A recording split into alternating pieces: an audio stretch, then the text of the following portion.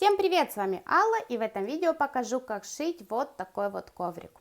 У меня он достаточно маленького размера, но я его шила так специально, потому что мне нужен был коврик для вазы под фрукты.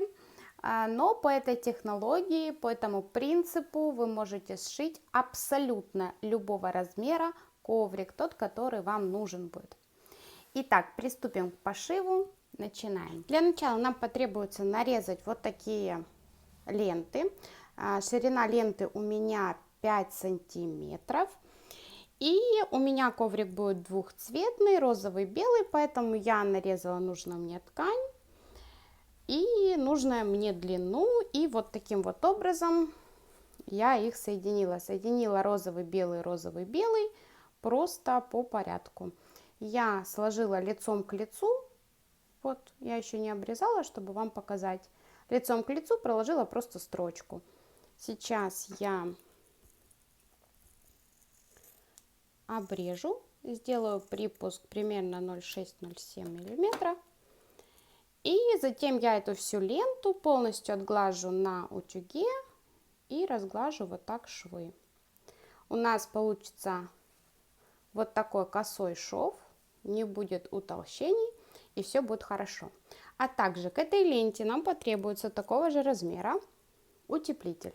У меня это Slimtex, также 5 сантиметров. Это у меня плотность 100, ну 200 можно как бы, но не вижу смысла. Буду брать соточку и ткань. Итак, когда я прогладила свои полосочки, беру полосочку ткани, изнаночная сторона и наполнитель. Я ложу на изнаночную сторону наполнитель, здесь лицо, и вот так вот складываю с одной стороны и с другой. И затем еще раз складываю, получается вот такой вот бутербродик. И вот здесь по краю нам нужно проложить строчку. Как я это буду делать на машинке, я, конечно же, сейчас покажу. Вы можете взять пошире, поуже, это все на ваше усмотрение. Я для себя выбрала, что вот именно 5 сантиметров, то, что мне больше всего нравится. Итак, ленту я загнула, буквально 2 прищепочки, остальное буду по ходу дела скреплять.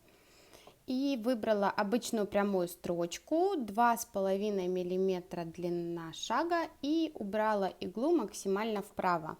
Если у вас игла максимально вправо не сдвигается, просто настраивайте эту ленту так, чтобы игла у вас шла по краю. Итак, поехали.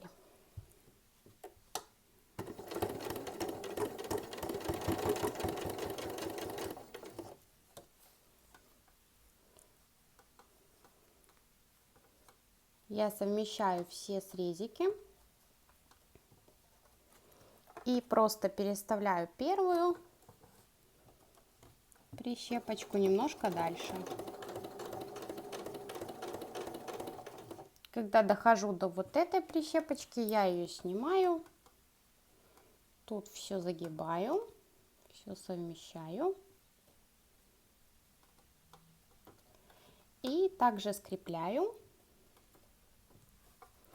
И так мы прошиваем абсолютно всю длину ленты. Далее, после того, как я это все прострочила, я отглаживаю эту ленту. И, кстати, не всегда я делаю это одной сплошной лентой. Иногда я делаю просто кусочками. Я уже нарезала из этой цельной ленты, у меня было 9 метров ленты.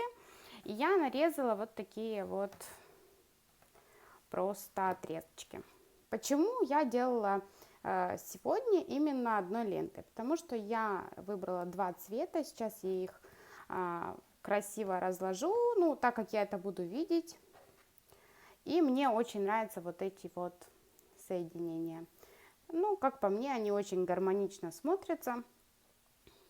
И поэтому я делала так. Но хотя, если у вас другие задумки, вы можете абсолютно спокойно делать отдельно вот такие просто отрезочки, роллы. И у вас тоже все так же получится.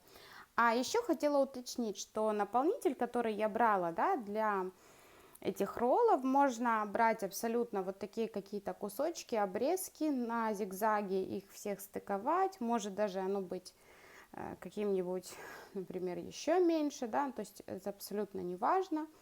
Вы на зигзаге это все собираете и используете. То есть здесь нет никаких особенностей в том, что оно должно быть все идеально ровно. Эти также отрезы могут быть абсолютно разных цветов. Я делала даже несколько стыков на каждой такой палочке, и это очень круто смотрится. Итак, когда я нарезала, кстати, длина моей одной палочки 50 сантиметров. Я выкладываю так, чтобы мне нравилось сочетание. Вот. Когда я выложила, я их в таком же порядке ложу возле себя и иду к машинке. Итак, мы начинаем шить. У меня обычный зигзаг, ширина стежка 7 миллиметров и длина я выбрала единичку. Ну, а вы уже попробуйте на каком-нибудь пробничке, чтобы вам этот зигзаг нравился. Он должен быть, в принципе, достаточно густенький. Ну, это лично ваше. Если вам нравится более жиденький, пожалуйста, делайте.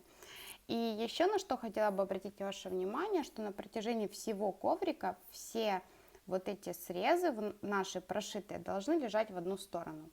Так оно более гармонично смотрится. То есть, если вы начали делать так, что срез у вас с левой стороны, значит, все рольчики мы подкладываем и делаем их слева. Итак, поехали.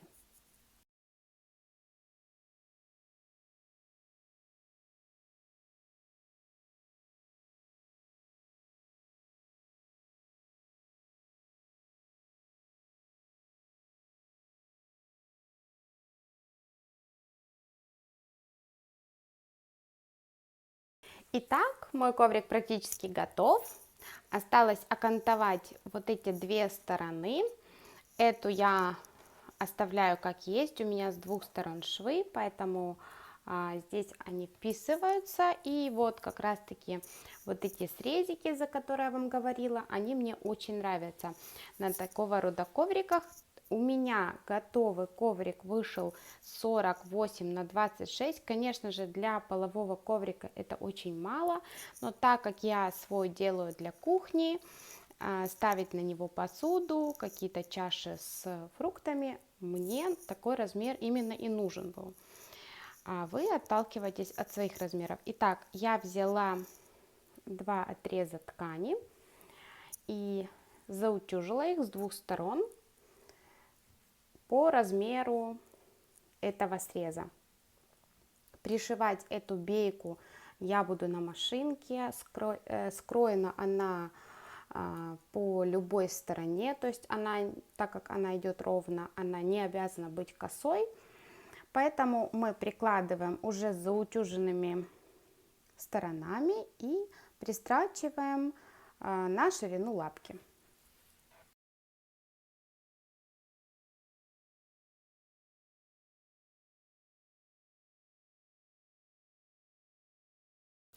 Итак, я прострочила.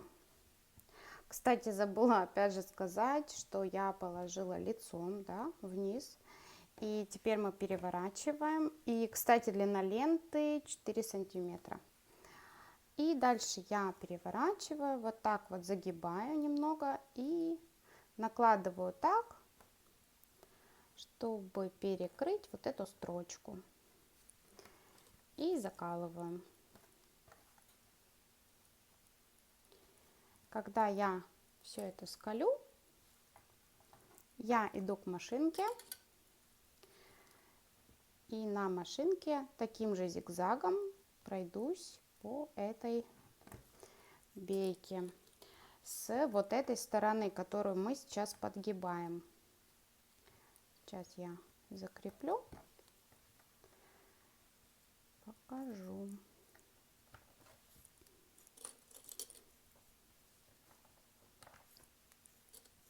Если вы хотите сделать этот ободок шире, тогда просто берем больше сантиметров.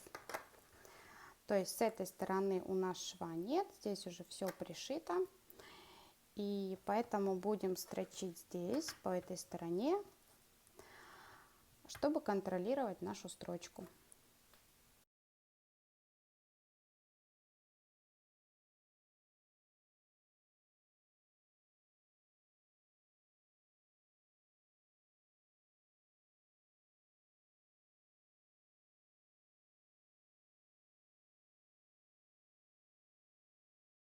Ну вот, коврик мой уже готов. И, кстати, муж увидел, говорит: о, у нас новый ланчмат.